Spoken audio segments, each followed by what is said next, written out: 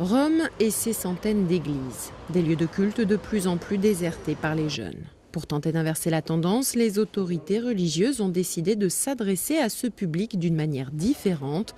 Au sous-sol de la basilique Saint-Ambroise et Saint-Charles, en plein cœur de la capitale italienne, le premier pub catholique vient d'ouvrir ses portes. Géré par le diocèse de Rome, le bar, baptisé Jean-Paul II, est un lieu de rencontre ouvert à tous pour faire la fête différemment. Nous nous adressons en premier à ces jeunes qui peuvent servir d'exemple pour les autres jeunes qui tombent dans les excès. On veut leur faire comprendre qu'il est possible d'être heureux dans la vie, de s'amuser, d'être en bonne compagnie sans se détruire. Au comptoir sur lequel on peut lire la phrase de Jésus « Donne-moi à boire », pas d'alcool fort, uniquement de la bière et du vin.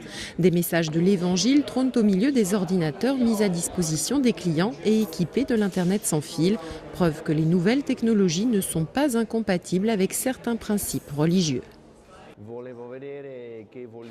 Je voulais voir ce que ça signifiait pub religieux. Mais je vois qu'il ne s'agit pas seulement de ça, c'est plutôt un centre social. Je pense que ça aura du succès grâce aux jeunes touristes et aux pèlerins. Des pèlerins qui reconnaîtront certainement le local puisqu'il avait servi de quartier général lors des Journées mondiales de la jeunesse organisées en 2000 à Rome. C'est justement à ce moment-là qu'est née l'idée de créer un espace au goût du jour pour les jeunes catholiques.